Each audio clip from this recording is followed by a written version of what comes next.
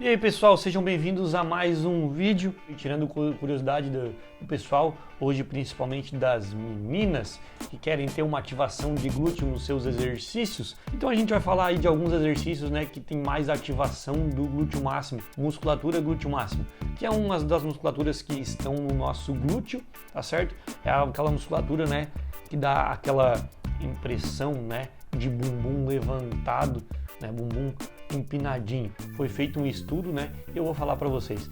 Então, pessoal, antes da gente começar o vídeo, né, deixe o seu like e compartilhe com os seus amigos.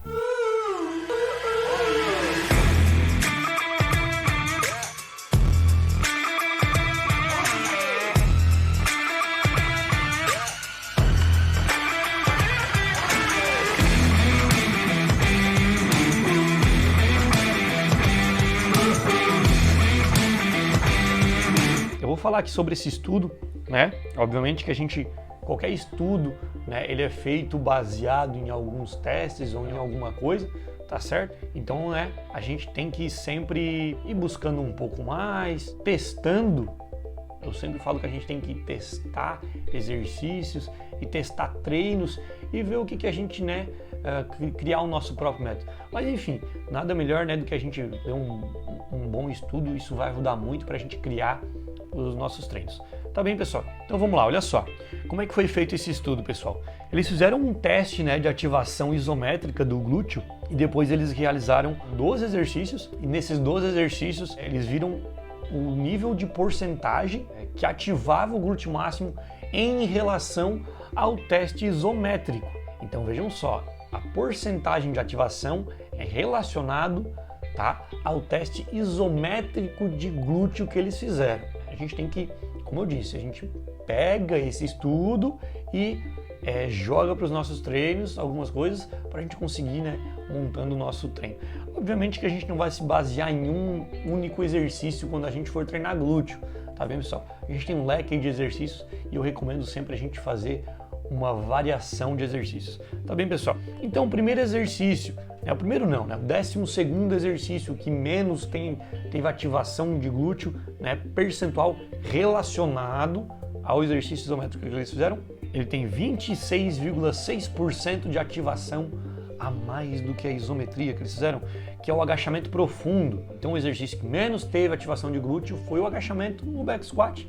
Porém, o agachamento, né, é um dos exercícios que a gente mais consegue colocar carga, principalmente para perna e para glúteo. Então a gente não vai tirar ele porque ele teve menos ativação de glúteo, porque como a gente consegue colocar uma grande intensidade nele, ele também serve muito para isso. Ele tem uma ativação boa, mesmo sendo o que menos teve nesse estudo.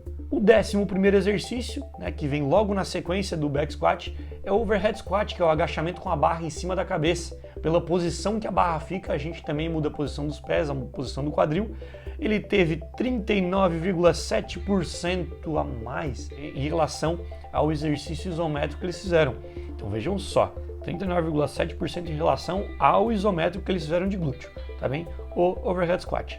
Na sequência, em 10º colocado e em 9º colocado, que teve a mesma porcentagem de ativação, a gente tem o stiff e o agachamento frontal, o front squat, agachamento com a barra nos ombros pela frente, certo?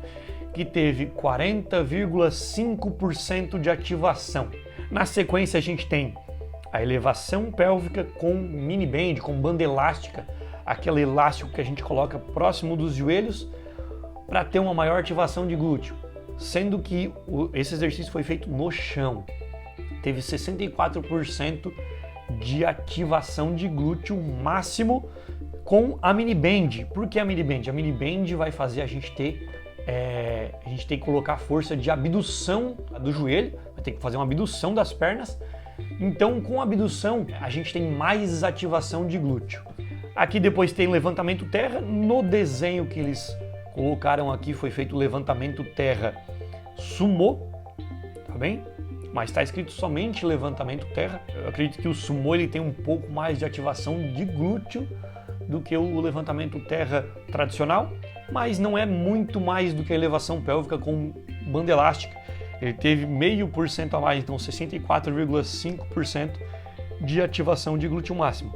Em sexto colocado, a gente tem o exercício de pistols, que é o agachamento como uma perna só.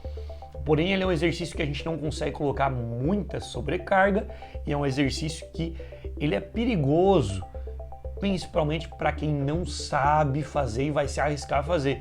Eu não sugiro fazer o pistols, né, se a gente não tem uma grande força e estabilização de joelho, porque senão a gente corre o risco de machucar. Tá certo? Ele tem 65,8% de ativação de glúteo máximo. Ele é um ótimo exercício para glúteo, mas cuidem no fazer esse exercício. Pessoal, em quinto lugar está o afundo, que é um dos melhores exercícios, um dos exercícios preferidos para todos, né, de musculação, de crossfit, de funcional, que é um exercício que a gente consegue colocar uma sobrecarga também, tá? Então a gente consegue ter uma grande ativação de glúteo com intensidade bem alta também. Ele fica com 66% de ativação. Na sequência a gente tem o agachamento búlgaro, que é um exercício muito parecido com o afundo, porém a perna de trás ela vai ficar apoiada em alguma caixa ou em algum banco, então a gente vai praticamente usar somente a perna da frente e nisso a gente consegue ter uma amplitude muito grande do movimento, principalmente para o glúteo. Então vai ativar muito o glúteo máximo nesse movimento, sendo que sobe para 70% ativação do glúteo. Eu aconselho, né, muito antes de a gente fazer o pistols, né, a gente fazer esse agachamento búlgaro, que ele é mais seguro do que o pistols, tá bem, pessoal?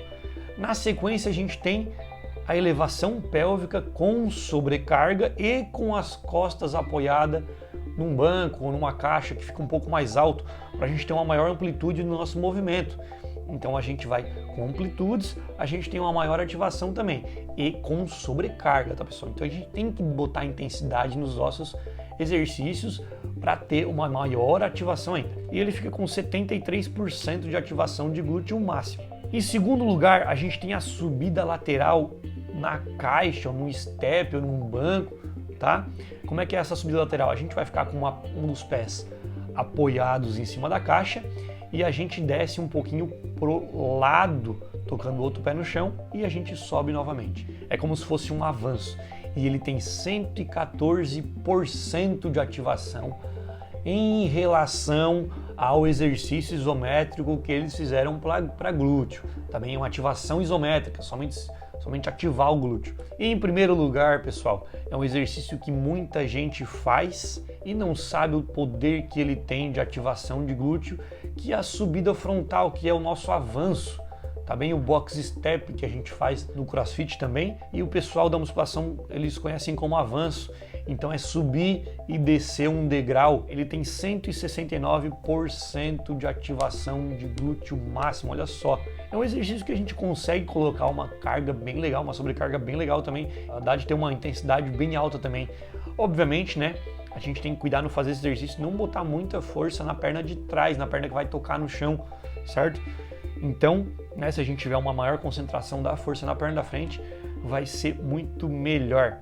Então, a subida frontal, né, nesse ranking ele ganhou. Lembrando que é em relação ao exercício isométrico que eles fizeram. Espero que vocês tenham gostado, certo? Deixa o like aí no vídeo e podem deixar algum comentário aí na descrição que a gente vai tirando as suas dúvidas nos próximos vídeos. Até mais, pessoal. Valeu!